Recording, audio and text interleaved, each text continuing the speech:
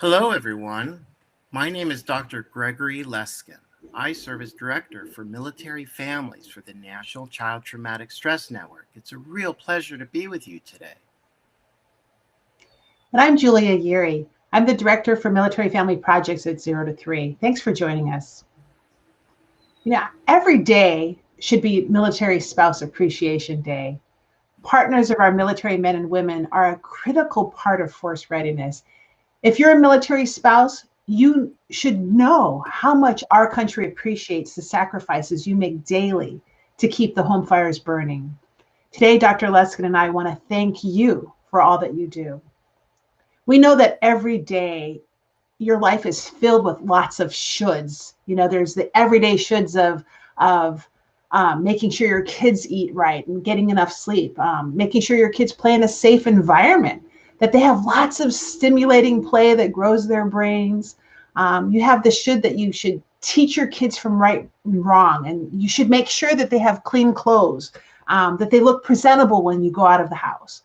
You should make sure that your kids stay healthy, right? Get them to the doctor for their well checks visits and nurse them when they don't feel well. And you should help your family have a routine. But of course, you should also adapt that routine whenever needed. And those special shoulds that are known too well by military spouses, you should do all of this, even if your partner is away or working long hours or is deployed. And even if your spouse is in harm's way, you still have all of these many, many, many shoulds. Well, we have one more should for you. You should take care of yourself. As Yeary Paul says, how you are is as important as what you do. This is especially true in your role as a parent. Your ability to take care of yourself is critical for the whole family. So in the midst of all of your shoulds, where can you find time to do this should, to do some self-care? Finding time for self-care is all about making self-care a priority. It is easy to schedule in everything for everyone else. Sometimes we feel guilty saying no when a task interferes with our me time. It might help you think of self-care as a mandatory task of parenting.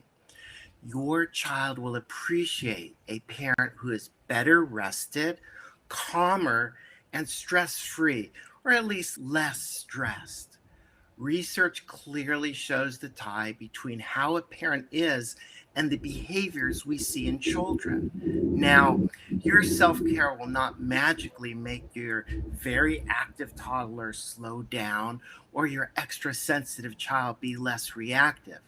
What it will do is allow you the ability to see what your child needs more clearly and respond more appropriately instead of overreacting.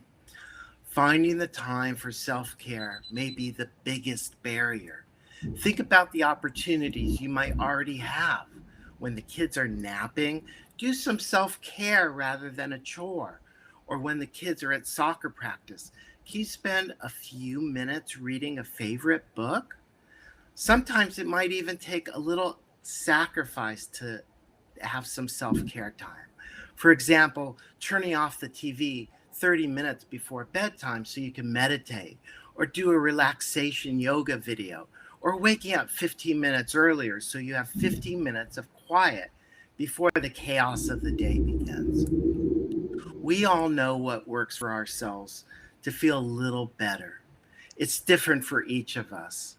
Some may need a fast run, or others may need a quiet walk. Others time to journal, or for some, a few minutes to be creative and write poetry or paint or do some crafts. Self-care is about finding time to nurture yourself, and it doesn't have to cost a single cent to work.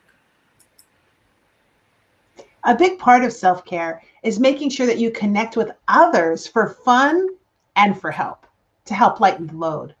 Most families in our country can ask family members to help, like their grandparents who live down the street, or their cousin who lives across town, or a sibling just a block away, or your bestie from high school is right there. However, we know in the military that we move constantly and we don't always have the luxury of having help from family. So, how do you find help when you're far away from your family and the friends that you grew up with? Well, one of the best ways I find to find some like-minded people is to enroll your kids in activities in your community. If your child is an infant or a toddler, there's probably a new parent support program close by who can help you find activities like a play group or a mom and me class. Your installation probably has toddler gymnastics and art or music classes.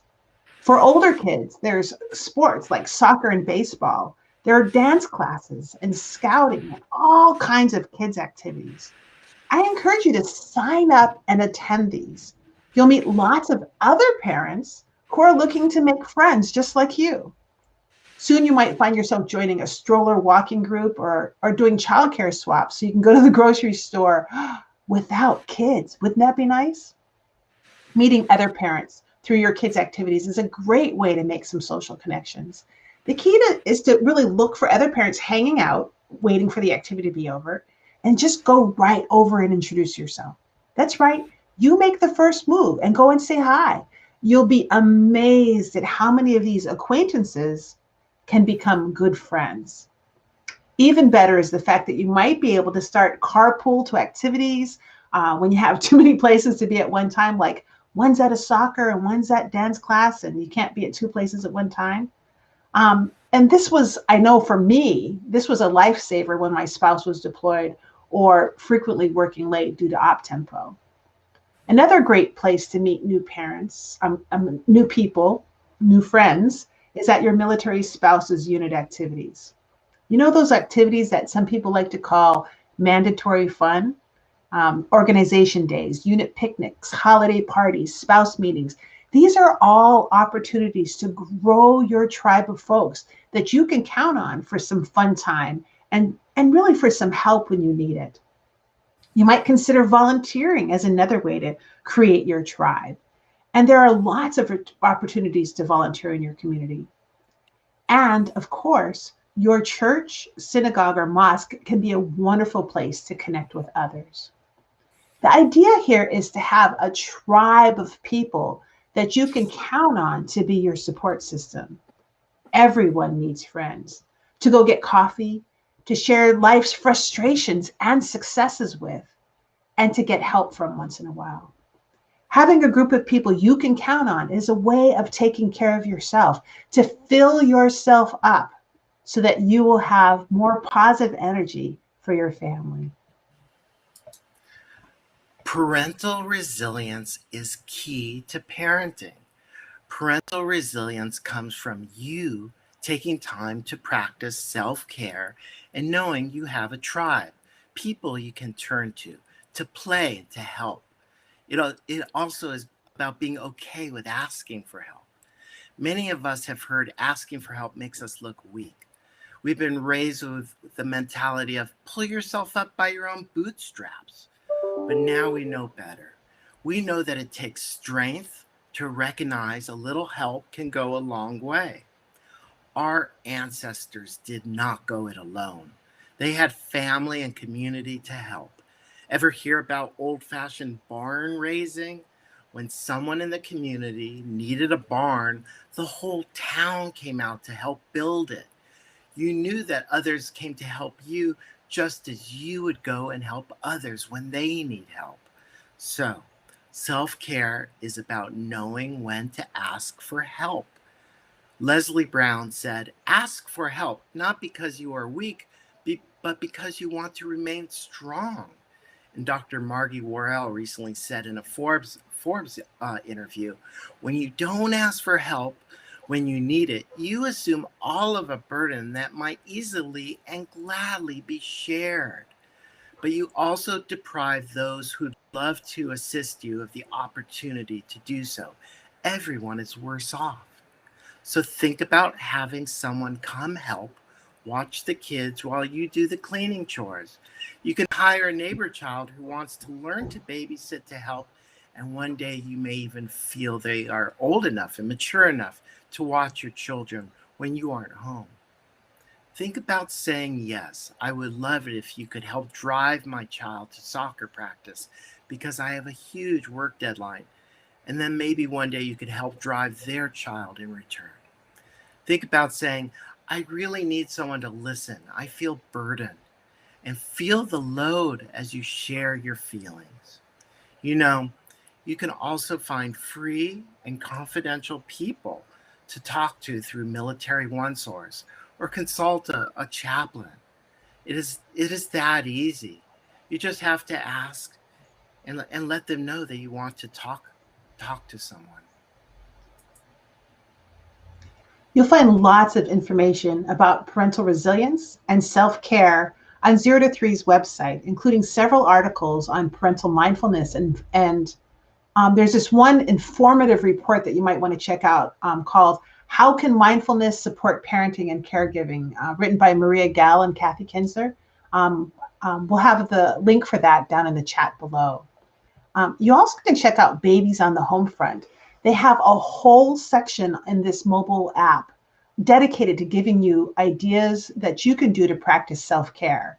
Check out babiesonthehomefront.org, or there's a tab for self-care, or you can actually download the app for free. Yes, I also want to share this great resource available from the National Child Traumatic Stress Network. And this is a great resource. It includes taking care of yourself with a checklist of ideas that you can practice every day.